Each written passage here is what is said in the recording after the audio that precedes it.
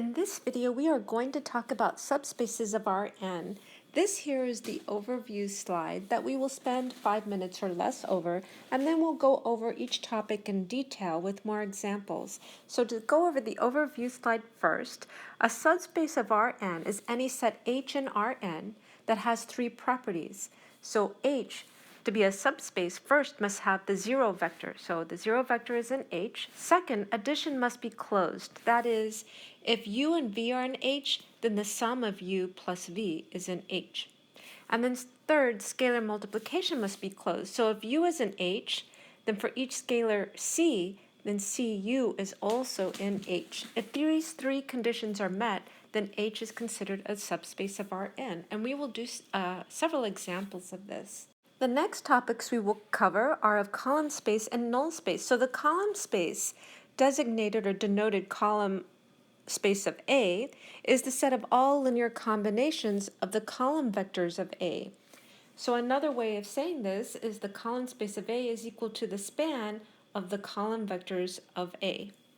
And it happens that the column space of an M by N matrix is a subspace of Rm.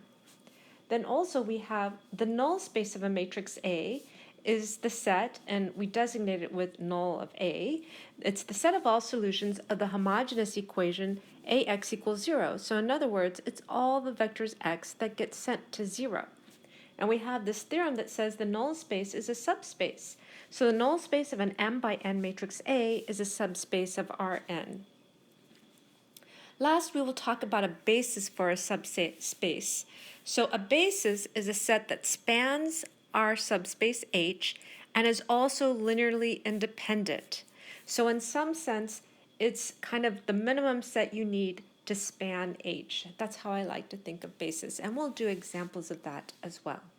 So that's it for our overview. So we'll go ahead and look at each topic in more detail and do these examples that I put in really tiny font here. I'm sorry, I have this compulsion to summarize everything on one sheet of paper, even if it means writing things really tiny. I think this comes from being a student and having to make crib sheets for exams, or actually just review sheets. But also, it often made me feel better to think that I could cram everything in a few key examples on one page. It made me feel like the material was somehow doable.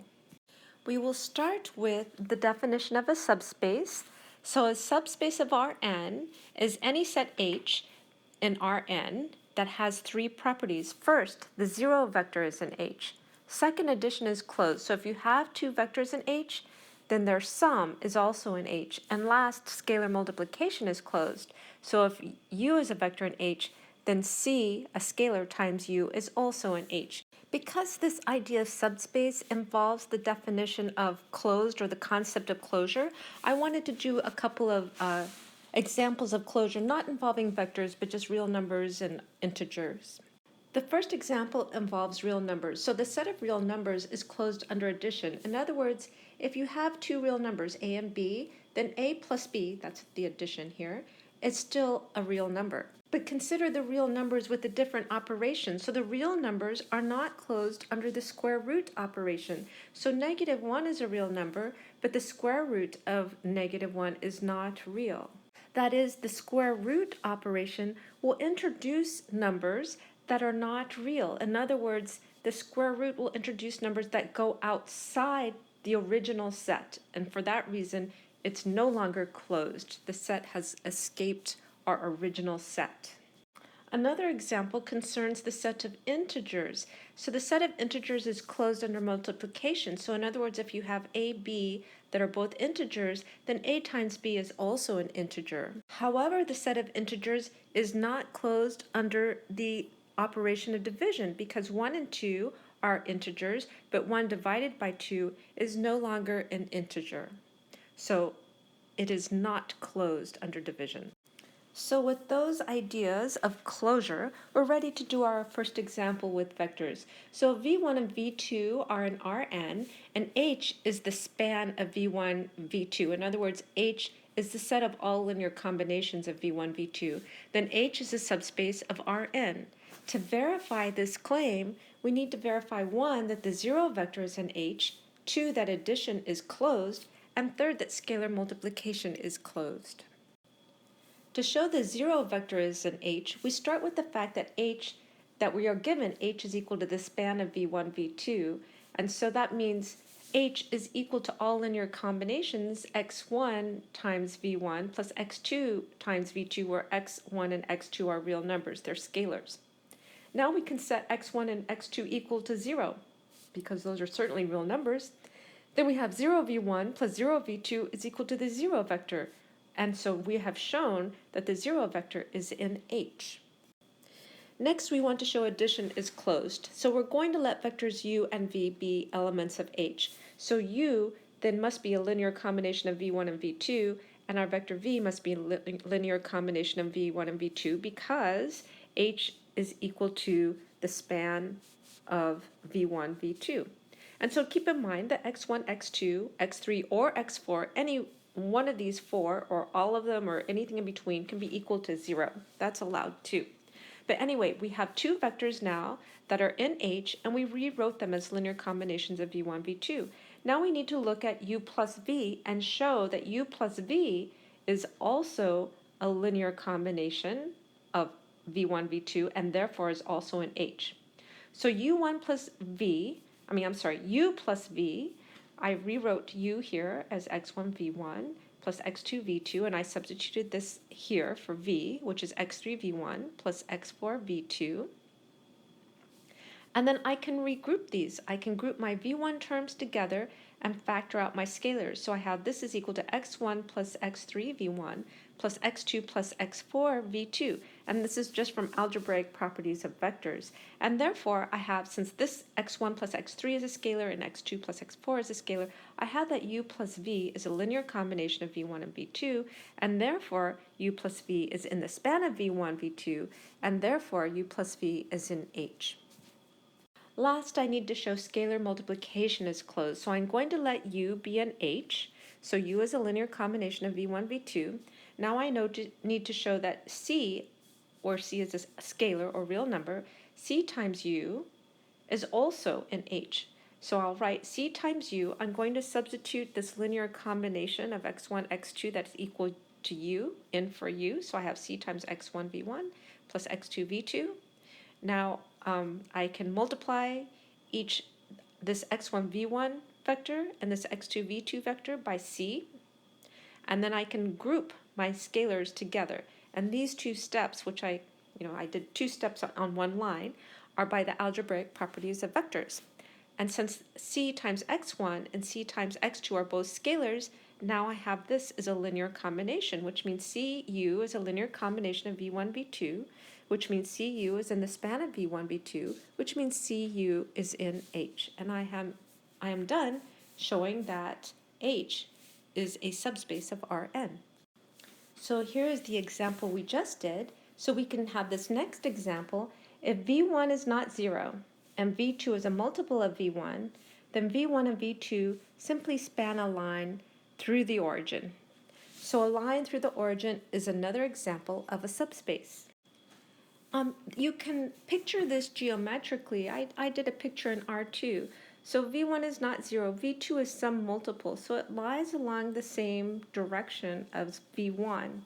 Then v1 and v2 simply span a line through the origin because you can scale v1 and v2 to any degree that you'd like, but when you add them together, you're never going to be able to get off this line because v1 and v2 point in the same direction.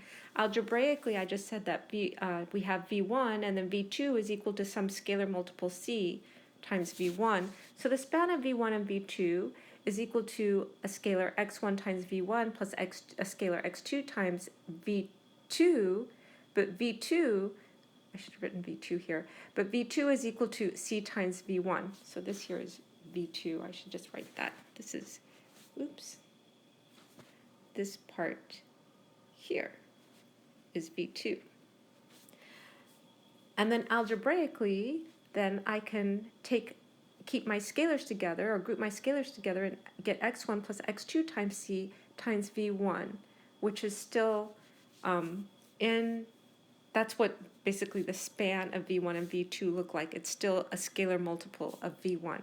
And while it's easy then to convince yourself that it's a subspace, that it goes through 0 and everything, because you can go the opposite direction. And you can also let x1, well, actually, this is getting into the proof. You can also prove this algebraically. So 0 is an element of H. So here we have what the span of V1 and V2 look like. So if we let x1 and x2 equal 0, then we have 0 plus 0c times V1, which is equal to the 0 vector.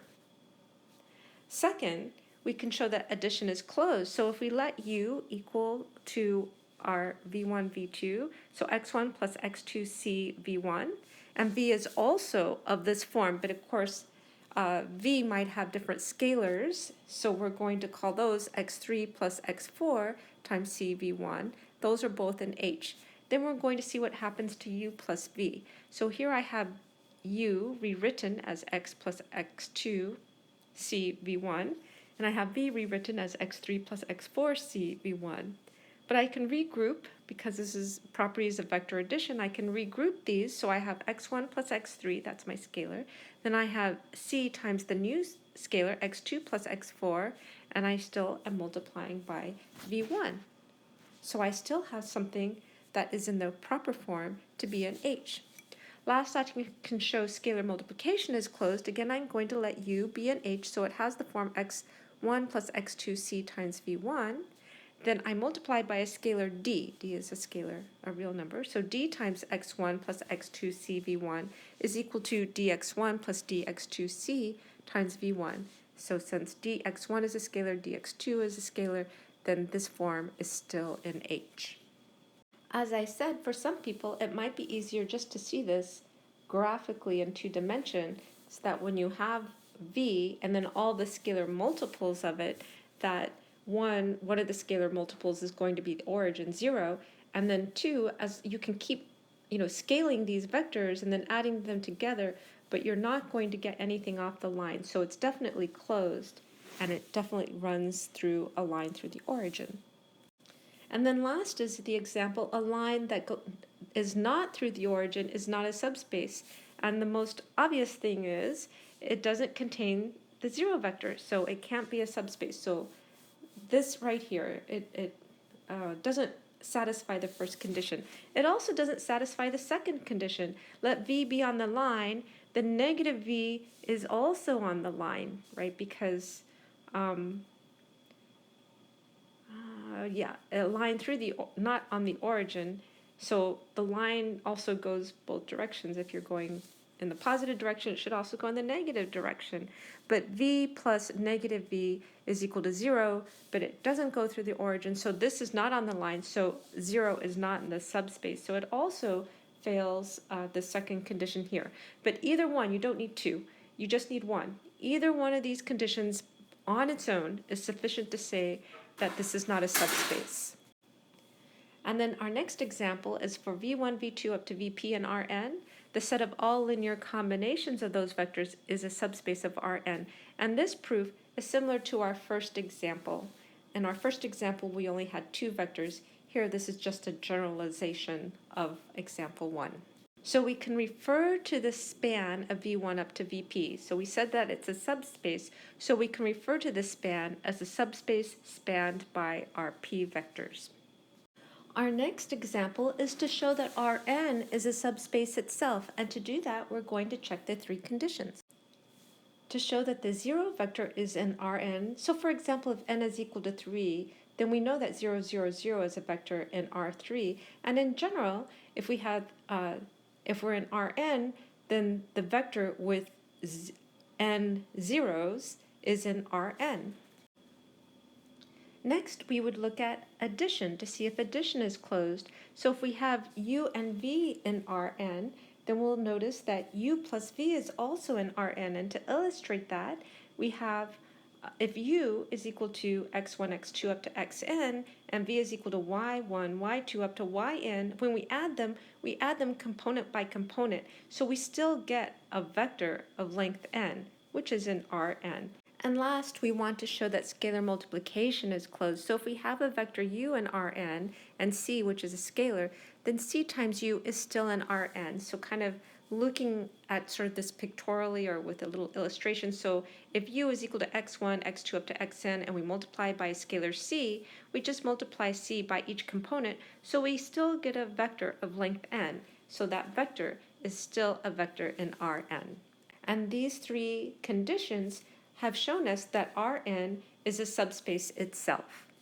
Another example is the set consisting only of the zero vector is a subspace, and this set is called the zero subspace. And we can show that it satisfies the three conditions. We're going to let h equal to the zero vector and claim it as a subspace. Well, 1, 0 is an h. 2, we add 0 to 0, it's equal to 0, so it's still an h. And 3, we can multiply 0 by any scalar, but we still get 0, which is an h. So here we have shown that the zero subspace is indeed a subspace of Rn. Now that we've talked about subspaces, we are going to look at two special subspaces called the column space and the null space. I kept the three conditions that a subset needs to fulfill in order to be considered a subspace over here. Then here I have the column space definition. So the column space of a matrix, and denoted with column of A, is the set of all linear combinations of the columns of A. And another way of saying this is the column space of A is equal to the span of the column vectors of the matrix A. And the column space of an M by N matrix is a subspace of Rm.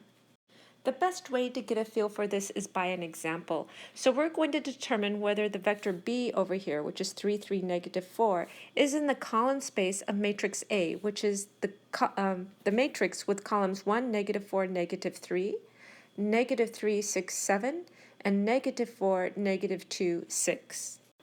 Asking if B is in the column space of A is the same thing as asking if B can be written as a linear combination of the vectors of A. So the vectors 1, negative 4, 3, negative 3, 6, 7, and negative 4, negative 2, 6. In other words, can B, which I've written here, 3, negative 4, equal to some scalar x1 times 1, negative 4, negative 3, plus some scalar x2 times negative 3, 6, 7, plus some scalar x3 times negative 4, negative 2, 6. Remember, if it's in the column space, then it's in the span, and the span is the set of all linear combinations. Since these three vectors are the column vectors of matrix A, we can convert this side to matrix form. So we have B is equal to the matrix A times X. And this kind of looks kind of funny because I'm so used to seeing it as AX equals B. So I'm going to rewrite it as AX equals B. And we know how to solve this. We're going to look at the augmented matrix. So we have A over here and then B over here. We're going to row reduce until we get an echelon matrix. And so what we see here is that AX equals B have solution. I can go ahead and solve it, but actually all I need to know is whether or not there is a solution. And here I see the conditions for finding a solution. So AXB has a solution, which means that B can be written as a linear combination of the three vectors. And since it can be written as a linear combination of these vectors, that means that B is in the column space of A. Next, we can look at the null space. The null space of a matrix A, denoted with null of A, is the set of all solutions of the homogeneous equation AX equals 0.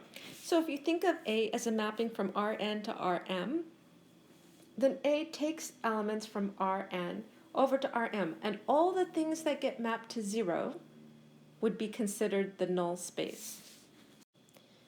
And we have this theorem, which is the null space is a subspace of Rn. So the null space of an M by N matrix A is a subspace of Rn.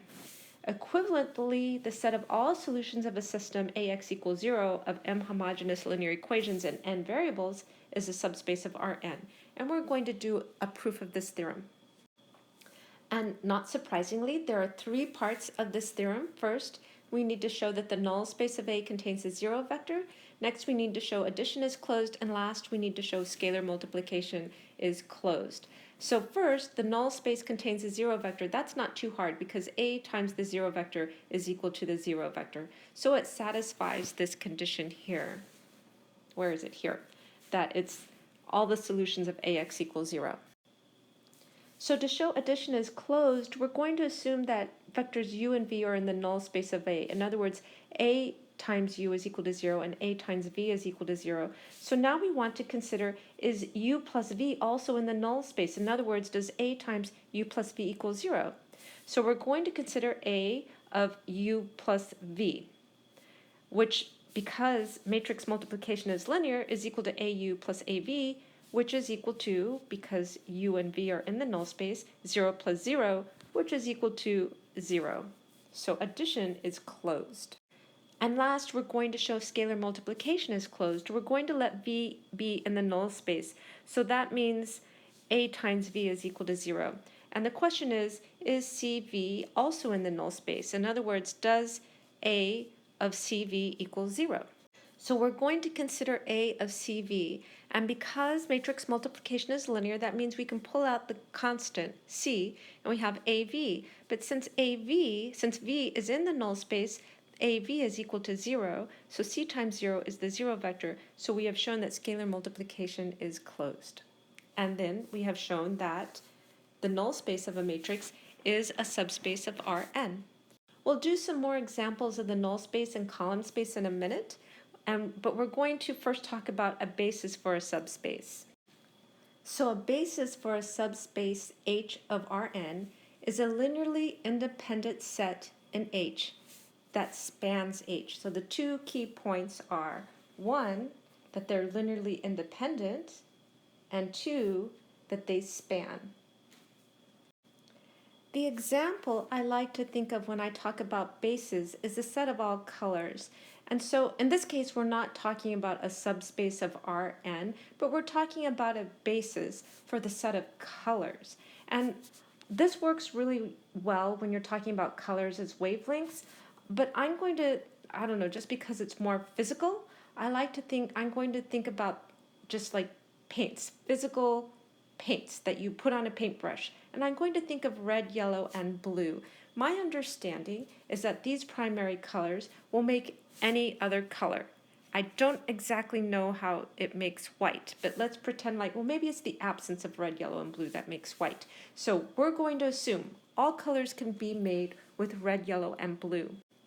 So for example, if I want to make orange, then I might take a quarter red and 3/4 yellow, mix them together and get orange. And I think I'm going to define white as 0 red, 0 blue, 0 white. So in this sense, I'm going to claim that all colors, that the span of red, yellow, and blue equals all colors. So we have the first condition of being a basis here, that they span some space. That's the space of colors. So now we need to look at the linear independence. So first, I'm just going to remind you, when we looked at vectors in Rn, when we had vectors that were dependent, that means there were coefficients, here we have 2, 3, and -1, that we can put in front of the vectors and it would equal to 0. But when we had that, that meant we could move one of the vectors over. So let's add 2, 3 to both sides of the equation, and we get 2, 3 is equal to 2 times 1, 0, plus 3 times 0, 1. You know, I didn't have to think hard for this example. But anyway, so when they're dependent, that means one of the vectors can be written in terms of the other. In other words, you can make this vector by combining the other two vectors. So in this case, the orange would be dependent on red and yellow because orange can be made by combining red and yellow. From what I understand from elementary school, red, yellow, and blue are independent because you cannot make one of them, like you can't make red by combining yellow and blue, you can't make blue by combining red and yellow, and you can't make yellow by combining red and blue. So they are independent. So here you have independence. In this way, your basis, red, yellow, and blue, forms a basis for your set of colors. In this way, the basis is the smallest set. Maybe I should have said subset, so because red, blue, and yellow are subsets of all the colors. So it's the smallest subset that spans the set of colors in this example.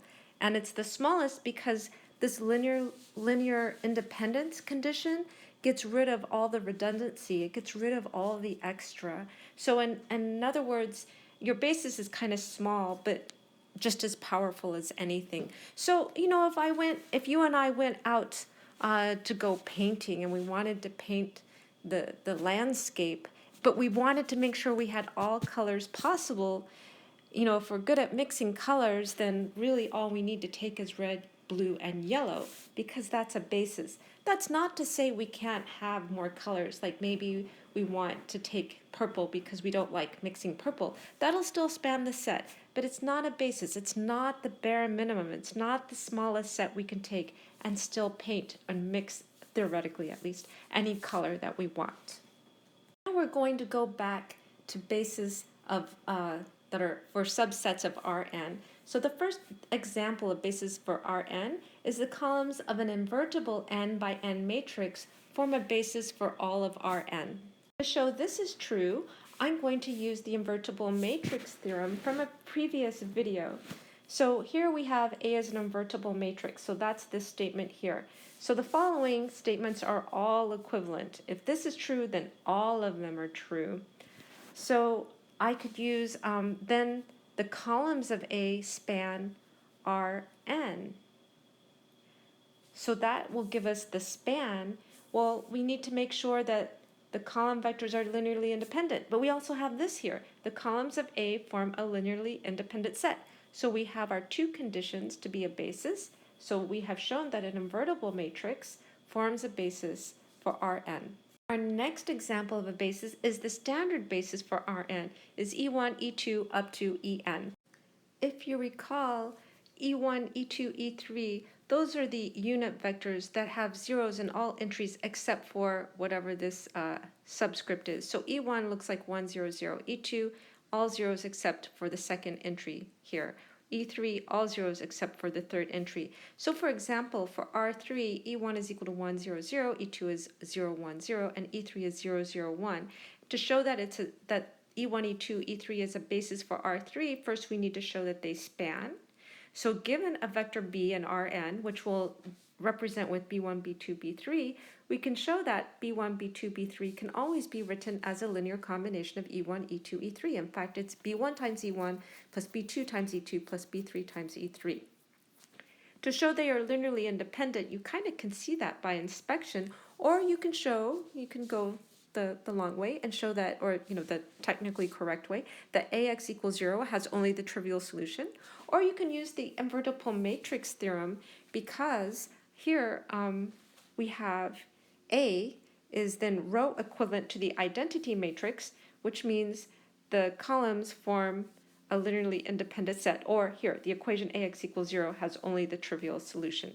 So actually it's B and D that will help you prove this statement here. Here's a little more involved example. Find a basis for the null space of the matrix A, where A is the matrix with columns -3, 1, 2, 6, -2, -4, -1, 2, 5, 1, 3, 8, and -7, -1, -4. So the things we need to do is first find the null space of A, and then second, find a basis. To find the null space of A, we need to find the solutions x to the equation Ax equals 0. Remember, the null space are the vectors that get mapped to 0. Here I have my augmented matrix A with the 0 vector here as my B vector. I row reduce until I get to, I went to echelon form, but this was pretty easy to reduce to reduced echelon form, so I went for it and I did reduced echelon form. And my first column is associated with the variable or the scalar x1, second column associated with x2, third with x3, fourth with x4, and fifth with x5. So now I can look at my solutions. What I have now, the first thing I can solve for is x3 in terms of x4 and x5. So first I have x4 and 5 are free, and I have x3 is equal to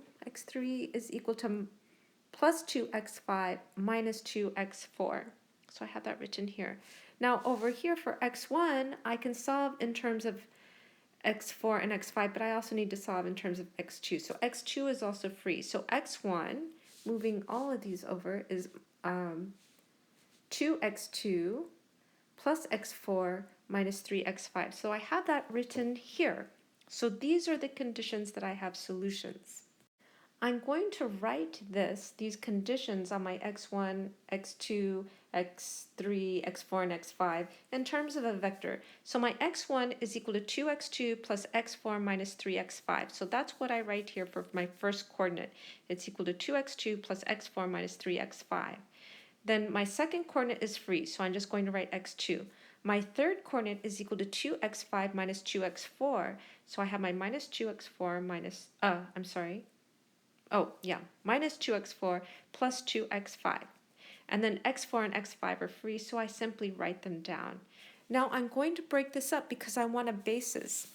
So in other words, all my solutions look like a linear combination of these three vectors. And the way I got that is I looked at x2 and I wrote all the coefficients of x2. So here I have 2, I have 1. The third coordinate has no x2, so it's a 0. The fourth and fifth are also 0. Next, I look at x4, and I look at all my coefficients of x4. First, I have 1.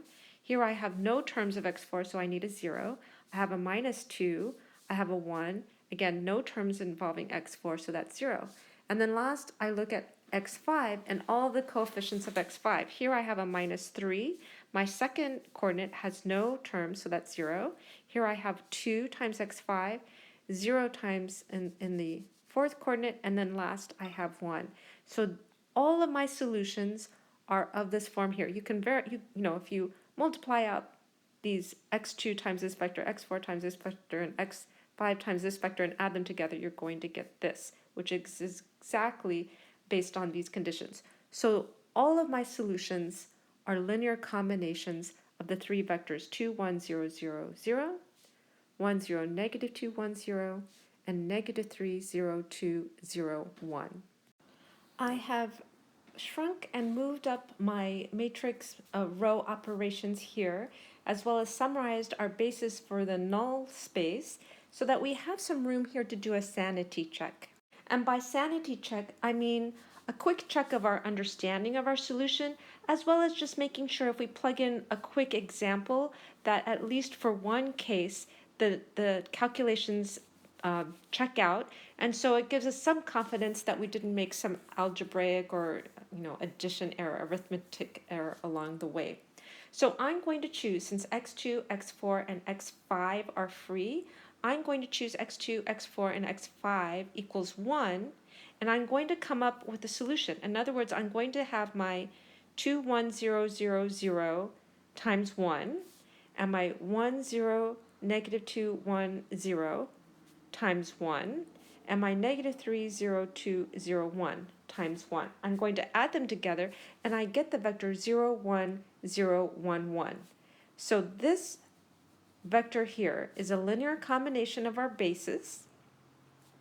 So what that means is this vector should be in the null space of A. In other words, if I take A and I multiply it times that vector, I should get the 0 vector, in this case in R3. And that's exactly, if you look at this, right?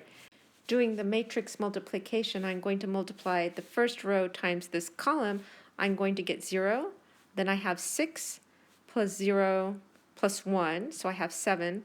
Minus 7 gives us 0 here. You can do the second and third row times the column, but you'll see that they give you 0, 0. You can choose other values for x2, x4, and x5, and they can be different values. I set them all equal to 1 because I wanted an easy problem, but certainly you could do something like x2 equals 2, x4 equals 5, and x5 equals negative 1. You could come up with a different solution, right? Just a different linear combination.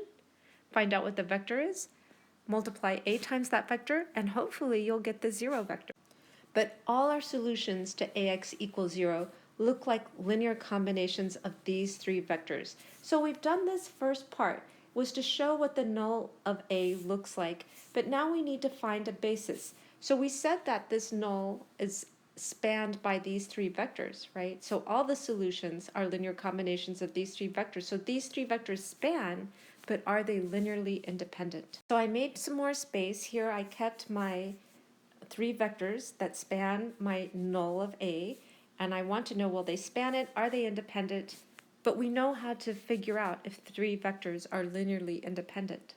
We want to know if the linear combinations set it equal to 0. Is there a non-trivial solution? So here I have the three vectors as a matrix, and then I have set it equal to 0. So I row reduce until I get something that looks like, well, there's part of the identity matrix with 2 extra rows of zeros. So what I can see is this matrix here tells me that x3 has to equal 0, x2 has to equal to 0, and x1 equals 0. So there is only x1, x2 equals 3 equals 0. The three vectors only have the trivial solutions, meaning they are linearly independent, and therefore those three vectors span and they are linearly independent, which makes those three vectors a basis for the null space of A. So our last example that we just did was about finding a basis for a null space. Now we're going to find the basis for a column space of this matrix B, which is the matrix with the vectors 1, 0, 0, 0, 0, 1, 0, 0, negative 3, 2, 0, 0, 5, negative 1, 0, 0, 0, 0, 1, 0. And the two steps is to find the column space of B and then find a basis. Finding the column space of B is fairly straightforward, right? It's just the set of all linear combinations of the vectors, the column vectors of B. So we have 1, 0, 0, 0 times x1, 0, 1, 0, 0 times x2, negative 3, 2, 0, 0 times x3, 5, negative 1, 0, 0 times x4, and 0, 0, 1, 0 times x5. This is exactly the column space. Remember, at some point we said the column space is essentially the span of the column vectors. So we know these vectors span, but are they linearly independent? And there's an easier way to do this, but this is how I just dove in. I said, oh, we know how to do that. We make these into a matrix. So here I have my matrix, my B matrix, 1, 0, 0, 0, 0, 1, 0, 0, negative 3, 2, 0, 0, and 5, negative 1, 0, 0, 0, 0, 1, 0. And then I set it equal to 0. So I'm looking at AX equals 0. Is there a non-trivial solution? This is kind of nice. It's already in reduced echelon form. So I see that x5 is equal to 0. And then next, I need x2 in terms of x3 and x4. So x3 and x4 are free, and x2 is equal to minus 2x3 plus x4, and x1 is equal to 3x3 minus 4x5. So what I can do then, I'm trying to find out if they're linearly independent. I don't need a basis for this. So I'm going to let x3 and x4 equal to 1 because those are easy numbers to work with. That means x2 is going to be negative 2 times 1, which is negative 2, plus 1. So it's going to be equal to negative 1. And x1 is 3 times 1, which is 3, minus 5, which is negative 2. x1 is negative 2.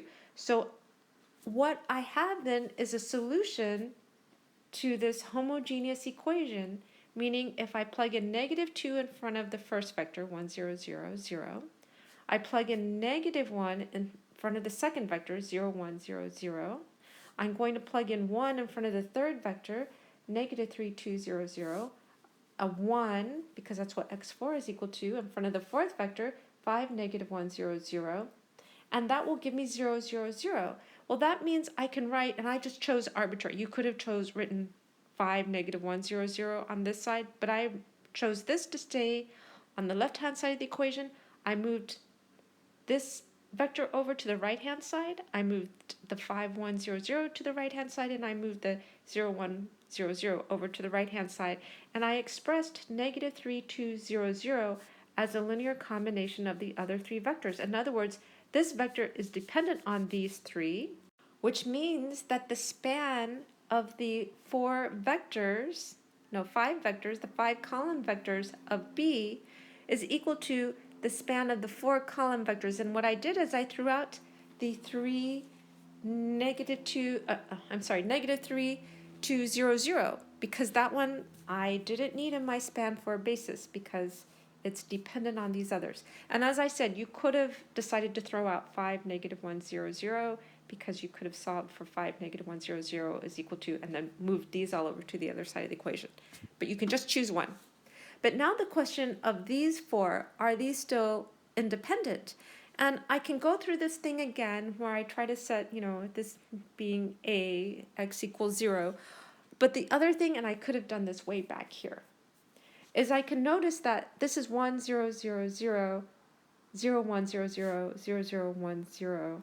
These are kind of the standard bases. These are E1, E2, and E3. So certainly I can notice that 5, -1, 0, 0 can be written in terms of E1 and E2. So I was running out of space, so I had to rewrite this. The last statement we had is the span of our 5 column vectors of B is equal to the span of the 4 vectors, and we got rid of this vector here, again, because we could write that vector in terms of the other 4 vectors. So then the question was, are these linearly independent? And what I said is we can note that this vector 5, -1, 0, 0 can be written as a linear combination of 1, 0, 0, 0 and 0, 1, 0, 0. And in fact, I had also mentioned we have the 3 bases vectors E1, E2, E3, and they span all vectors of the form A, B, C, 0, where A, B, and C are scalars. So if you look at that on our original column vectors of B, they all have 0 for the fourth coordinate. So in other words, we knew we could have, instead of doing all that row echelon reducing, I could have just said, oh, these 3 vectors will span these 2 vectors, and I could have just thrown them out just like that. So again, just saying this, the span of these 4 vectors, I can just throw out the 5, -1, and I have these 3, E1, E2, E3, and these vectors are linearly independent. The E1, E2 up to En, those are all linearly independent, and you can verify that if you'd like, but they are linearly independent. So this will be our basis for the column space of B. So I kind of summarized our work. First, we found the column space. We looked at the 5 vectors. We knew that they span. We needed to determine if they're linearly independent. And then what we noticed is, well, we can throw out everything except the E1, E2, E3. These are linearly independent. They span, so these 3 span the column space of B, and they're linearly independent, and therefore these 3 here are a basis for the column space of B. I wrote that previous example here because we're going to use it in our next example. We found a basis for the column space of this matrix B. So this next example is the matrix A is row equivalent to this matrix B. So we want to find a basis for the column space of A. So here is our matrix A, and we're saying it's row equivalent to B. When we look at the column space of A, we're looking at the column vectors of A. So that will be 1, -2, 2, 3. The other column vector of A is 3, -2, 3, 4. 3, 2, 0, -1. 2, -8, 7, 11.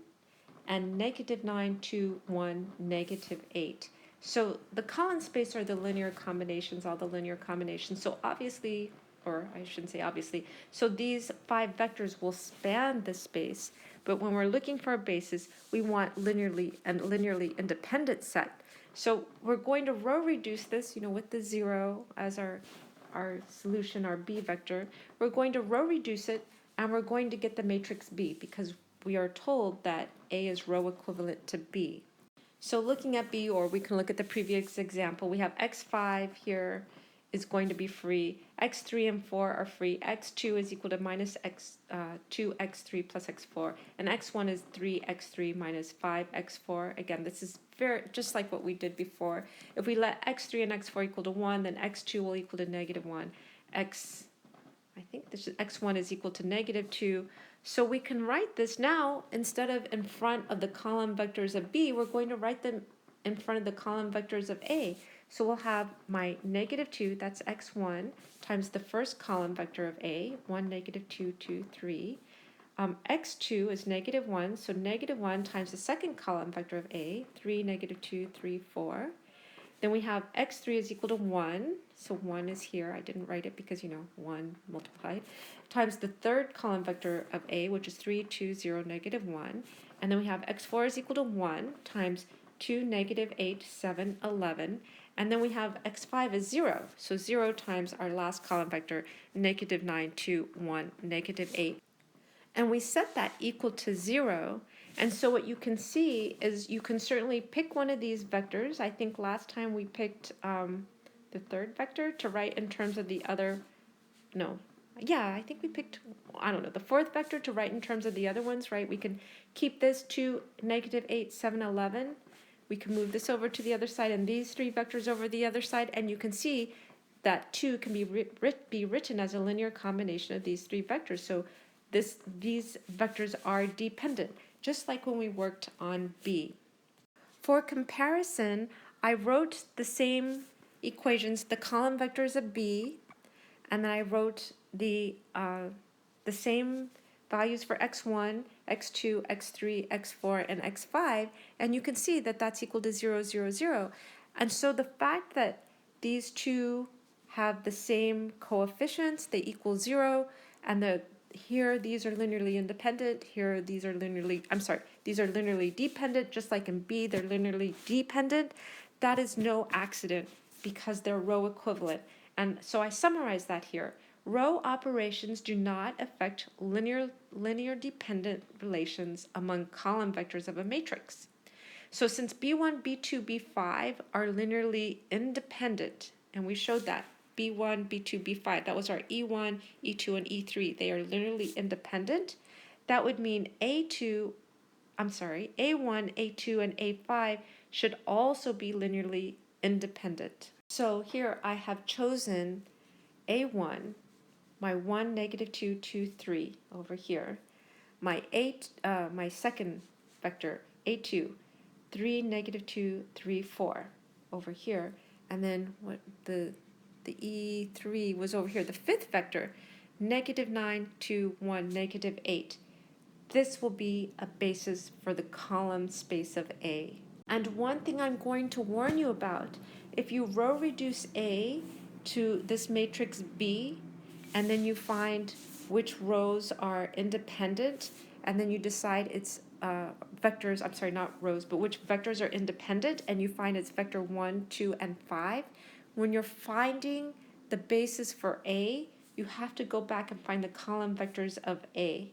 Obviously, vectors 1, 2, and 5, or E1, E2, and E3, will not span the column space of A because, right, these three vectors span vectors that have entries in the first, second, and third coordinate, but the fourth coordinate has to be 0. The column vectors of A, the fourth coordinate does not have to be 0. So do not make the mistake of writing these vectors from B. When you row reduce, don't then choose your linearly independent vectors from B. You need to go back and get the corresponding vectors from matrix A. And I have that warning, that admonishment, I don't know. Be sure not to use your vectors from B as a basis for A. We have this theorem here that says the pivot columns form a basis. So the pivot columns of A form a basis for the column space of A. Looking at that previous example, if you look at the pivot columns, the pivots are this, this, and this. So these are the three columns we chose for our basis. And then, since we row reduced A to B, then our pivots would still be these three. It's just that we have to row reduce everything first to realize that there are pivots. So these are the three columns that would be our basis. Now that we've covered the basic material for this video, I have an additional 2 or 3 problems. So since we've covered everything, I'm going to suggest, after I show you the problem, to pause the video and give them a try before you look at the solutions. This first problem is you're given a vector u and a matrix A. So u is equal to negative 7, 3, 2, and A is equal to the matrix with the column vectors 1, 2, negative 3, negative 1, 0, negative 5, 5, 7, negative 3. The problem is first to determine if u is in the null of A, and then second, is u in the column space of A.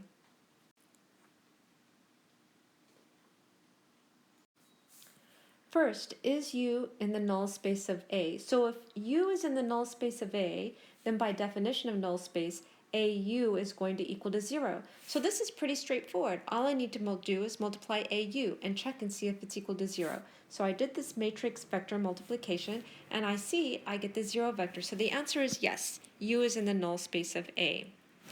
The second question, is U in the column space of A? In other words, is U a linear combination of the column vectors of A?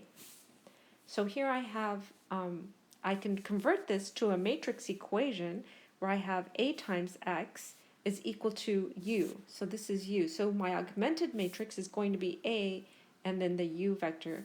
I row reduce it and I get this here, but I look at this last line, which suggests that 0 should equal to 49. So that means this matrix equation, AX equals U in this case, has no solution. So U is not in the column space of A. This next question gives you the matrix A is equal to 0, 0, 0, 1, 0, 0, and 0, 1, 0. And the question is, find a vector in the null space of A and a vector in the column space of A. If I want to find a vector in the null space of A, I need to find an x such that AX equals 0. So I set up my matrix, my augmented matrix. I have A here, and then I have my 0 vector here. And what I see is that x3 has to equal to 0, x2 must equal to 0, and x1 is free. So I can let x1 equals 1, and so I'm going to have 1 times my first column vector, which is 0, 0, 0. I'm going to have 0 times my second column vector, which is 1, 0, 0, plus my 0, because that's x3, times my third column vector, which is 0, 0, 0. And what I get is 0, 0, 0, which is definitely in the null space. So, and again, x1 could have been anything. I chose 1. It could be, you can look at it and you can see it could be 10,000 and you're still going to get the 0 vector. So I just said that 1, 0, 0 then is in the null space. You can also notice that, to be in the null space, x is a linear combination of 0, 0, 0, 1, 0, 0, 0, 1, 0. Certainly x2 and x3 have to be equal to 0 if you want the final solution to be 0, 0, 0, and x3 can be anything. So you could also just kind of look at it. You didn't have to go through all this row reduction stuff. But, whatever. This always works. The second question, find a vector in the column space of A. So to be in the column space of A, you just need x to be a linear combination of the column vectors of A. So x looks like x1, some scalar times 0, 0, 0, plus some scalar times 1, 0, 0, plus some scalar times 0, 1, 0. So you can choose anything you want. I just let x1 equal to 1, x2 equals to 2, and x3 equals to 3. Then what I got was the vector 2, 3, 0. And you can see the column space is equal to any vector where you have a first coordinate, a second coordinate, but the third coordinate has to equal to 0. So I had 2, 3, 0, and any vector of the form a, b, 0 is in the column space of A. The last problem is to suppose we have an n by n matrix A and it's invertible. What can you say about the column space of A? And what can you say about the null space of A? I don't know why. Whenever I see invertible matrix, I pull up the invertible matrix theorem because it has everything you can say about it. So the column space of A. So remember the column space of A, that's about the linear combinations of A. So anything here about the linear combinations? Well, they're linearly independent. What else? The column space, they span Rn. So here the columns of A span Rn. Linear transformations. Here, the other thing is, this is probably the most direct thing, but also since they span Rn, then the equation Ax equals b has a solution, at least one solution for every b in Rn, because this column space is equal to Rn. Okay, what can you say about the null space? So I'm just going to look and see. The equation Ax equals 0 has only the trivial solution. Well, there we go. This is the null space here. It has only the trivial solution. So the null space is equal to the 0 vector. Nothing else. Nothing else maps to 0. So this is the entire null space. a brief review of the things we've covered. We talked about subspaces of Rn, and to be a subspace, we have to meet three criteria or three properties. First, the zero vector has to be in your set H. Second, addition must be closed. And third, scalar multiplication must be closed. And we did several examples. And then also we talked about two important subspaces, which were the column space and the null space. So the column space of a matrix A, and we denote this with column space of A, is the set of all linear combinations of the columns of A. And another way of writing this is the column space of A is equal to the span of A1, A2 up to AP, where these A1, A2 up to AP are the column vectors of matrix A. So the column space of an m by n matrix is a subspace of Rm. We showed that. And then next we talked about the null space. And the null space is a set of all solutions to the homogeneous equation Ax equals 0. So in other words, the null space is everything that gets mapped to the zero vector. And we had this theorem to say that the null space is a subspace, and we did that proof. Equivalently, the set of all solutions of this system of Ax equals 0 of m homogeneous linear equations and in n variables is a subspace of Rn. So if we think about this as a system of linear equations, we have this interpretation. Last, we talked about bases for a subspace, and the two things that a basis needs to satisfy is one, it would be linearly independent, and two, it would span the space. Oh, and we had this other theorem, which I should go back. Okay, I'm going to insert that in there. But there's this other theorem that says pivot columns form a basis. So the pivot columns of a matrix A form a basis for the column space of A. And I'm going to go back and insert the example. So I'm going to say, so we saw an example of this. So that's it for this video. Thank you for watching.